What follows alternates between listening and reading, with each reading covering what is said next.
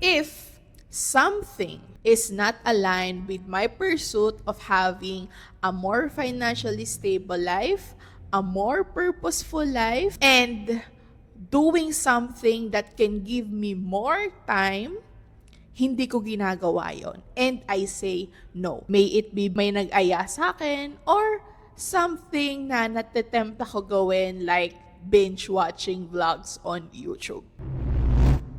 Hey guys! Welcome back to my YouTube channel. I am Gwen Salmarin, the Millennial Breadwinner, and I empower breadwinners to become generational wealth builders. But guys, I saw that 98% of you who are watching this video is not subscribed on this channel. If you want more money content and if you want to continually support this channel, please don't forget to subscribe and of course, click nyo na rin yung like. If you are new on this channel, let me introduce myself. So I am Gwen, a breadwinner who also started from nothing years ago. So basically, I became the breadwinner of my family right after graduation.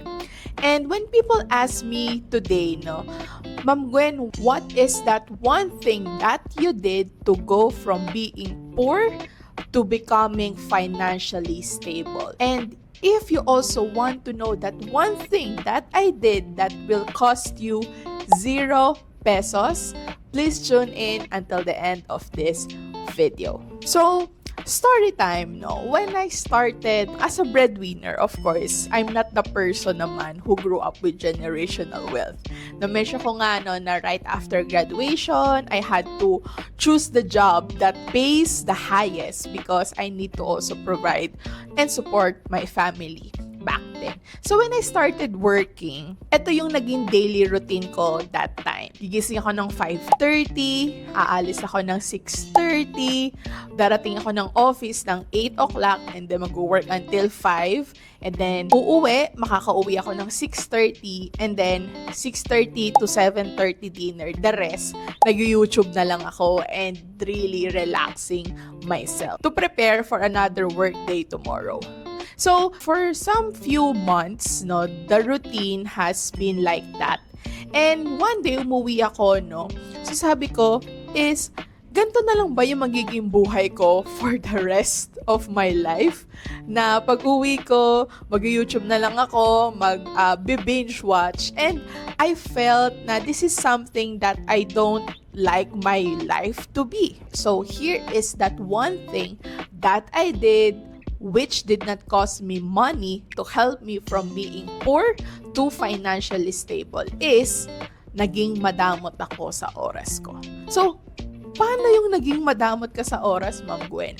It means that if something is not aligned with my pursuit of having a more financially stable life, a more purposeful life, and doing something that can give me more time, hindi ko ginagawa yon. And I say no. May it be may nag-aya sa akin or something na natatempt ako gawin like binge watching vlogs on YouTube.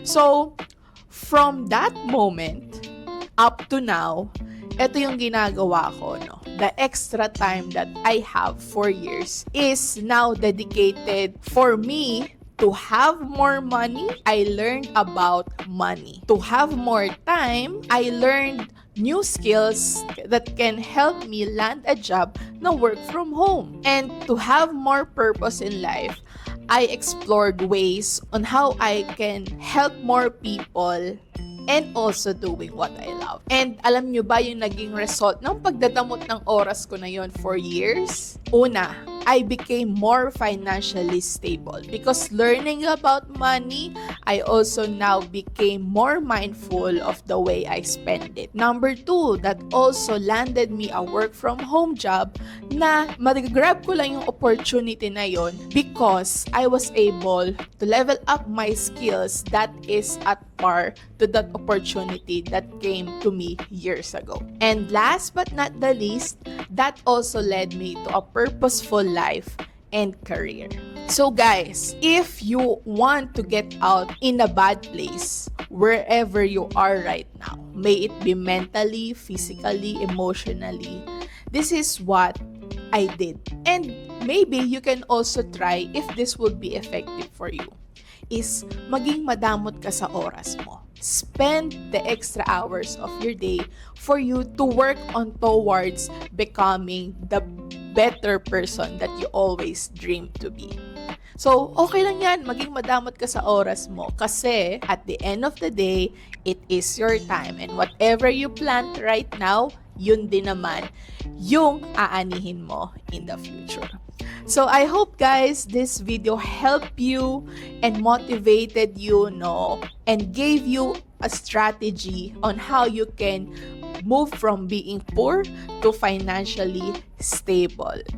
And don't forget, no, I also have other videos which you can watch. So you can watch this video for you to learn more what are the 10 things that you can do for you to get richer. Thank you guys. Bye.